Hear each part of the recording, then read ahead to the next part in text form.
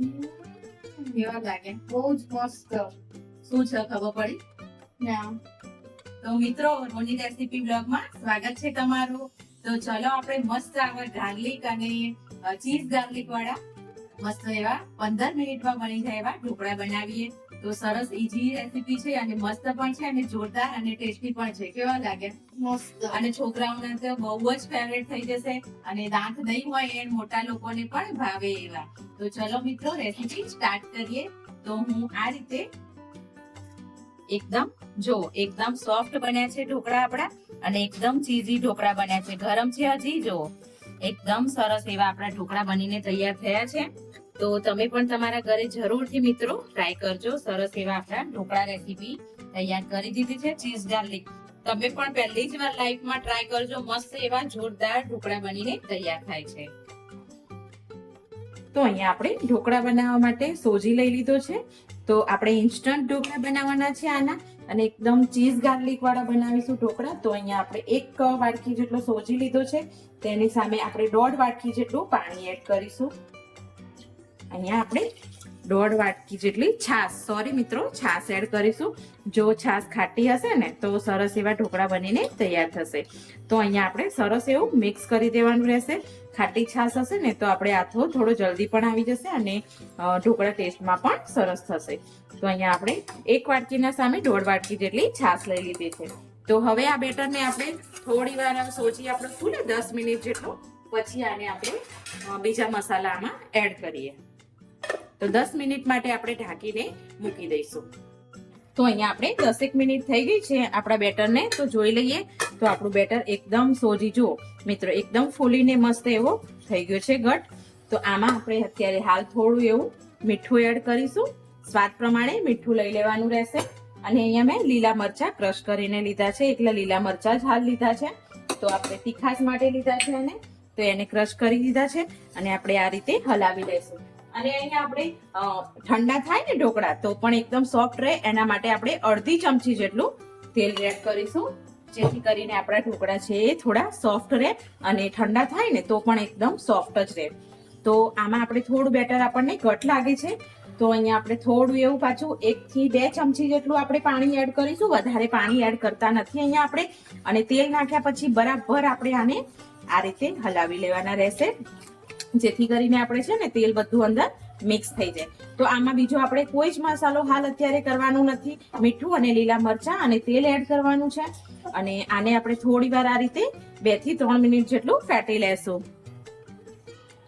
તો અહીંયા આપણે બેટરને મસ્ત રીતે ફેટી લીધું છે. હવે આપણે જે પેકેટનો ઈનો આવે છે એનો અડધું પેકેટ જ લેવાનું છે. તો અડધું પેકેટ મેં ઈનો લઈ લીધો છે. તો હવે આપણે ઈનોને એક્ટિવ કરવા માટે અડધા લીંબુનો રસ એડ કરીશું. અહીંયા તમે આ જગ્યા ઉપર પાણી રેડશો તો પણ ચાલે છે. લીંબુ ના હોય તો પણ ના નાખવું હોય તો તમે સ્કીપ કરી શકો છો. હવે ઈનો નાખ્યા પછી તરત જ આપણે આ બધા જ બેટરને મસ્ત રીતે સરખું એવું આ રીતે હલાવી લેવાનું છે. તો જેથી કરીને ઈનો છે ને આપણો અંદર મસ્ત એવો એક્ટિવેટ થઈ જાય અને આપણા ઢોકળા છે મસ્ત સ્પોન્જી અને સરસ એવા બને. આ તમે બાળકોને લંચ બોક્સમાં ભરો તો પણ મસ્ત લાગે અને સાંજની હળવી ભૂખ હોય તો પણ સરસ આ નાસ્તો બનીને તૈયાર થઈ જાય છે થોડીક જ વારમાં. તો અહીંયા આપણું બેટર તૈયાર થઈ ગયું છે અને મેં આ રીતે થાળી છે આપણી ઢોકળાની થાળી, એને તેલથી ઓલરેડી ગ્રીસ કરીને મૂકી જ દીધી છે. તો આપણે આ બધું બેટર છે એ ઢોકળાની ટ્રેમાં લઈ લઈશું અને આપણે સ્ટીમ કરવા મૂકી દેવાનું છે. મેં સ્ટીમર પણ મૂકી દીધું છે, હું તમને બતાવું છું.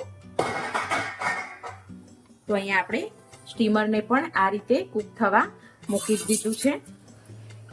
તો હવે આપણું પાણી પણ મસ્ત રીતે ઉકળી ગયું છે. તો આને આપણે છે ને ફૂલ ગેસે થોડી વાર આપણે ફૂલ ગેસે આને ચડવી લઈશું, જેથી કરીને આપણા જે ઢોકળા છે ને એ સરસ રીતે ફૂલી જાય. તો અહીંયા આપણે ફૂલ ગેસે થોડી વાર 5 મિનિટ ફૂલ ગેસ રાખીશું, પછી 2 મિનિટ ધીમો કરીશું. તો અહીંયા ફૂલ ગેસે આપણા ઢોકળાને આપણે ચડવા દેશું.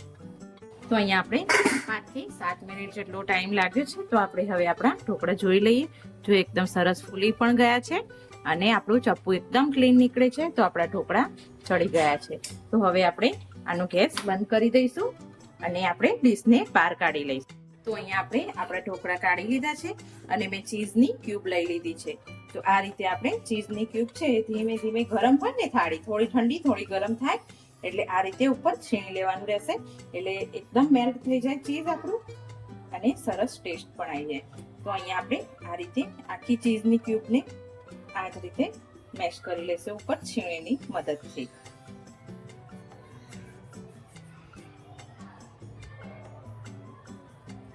જો તમને ચીઝ વધારે ભાવતું હોય તો તમે આના ઉપર હજી પણ એક ક્યુબ એડ કરી શકો છો. તો અહીંયા આપણે એક વાસણ લઈ લઈશું, એમાં એક વઘાર કરવાનો છે. આપણે ચીઝ ગાર્લિક બનાવવાના છે એટલે એક લસણનો આપણે વઘાર કરીશું. તો અહીંયા આપણે તેલ લઈ લીધું છે. તમે તેલની જગ્યાએ બટરનો યુઝ કરવા માંગતા હોય તો તમે બટર પણ યુઝ કરી શકો છો.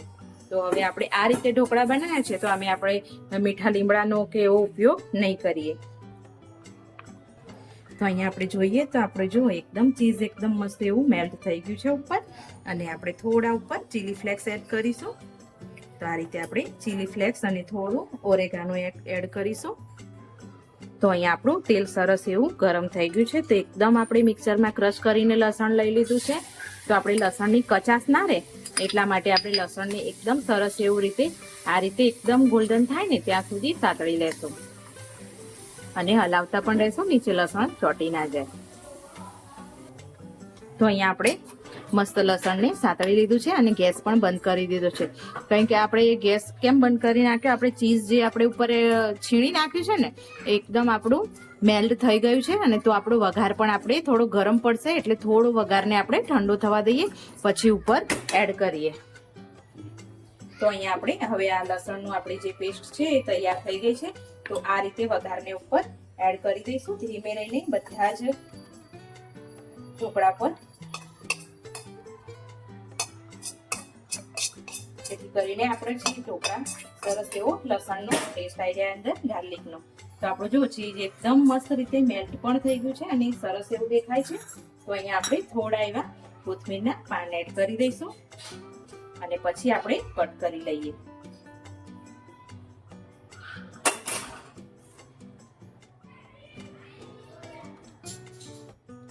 તો અહીંયા આપણે મસ્ત એવો વઘાર ઉપર એડ પણ કરી દીધો છે અને આપણે ઢોકળાને હવે આ રીતે કટ કરી લઈશું. આપણા ઢોકળા થોડા ઠંડા પણ પડી ગયા છે એટલે સરસ રીતે આપણે ટ્રેમાંથી અલગ પણ જલ્દી થઈ જશે.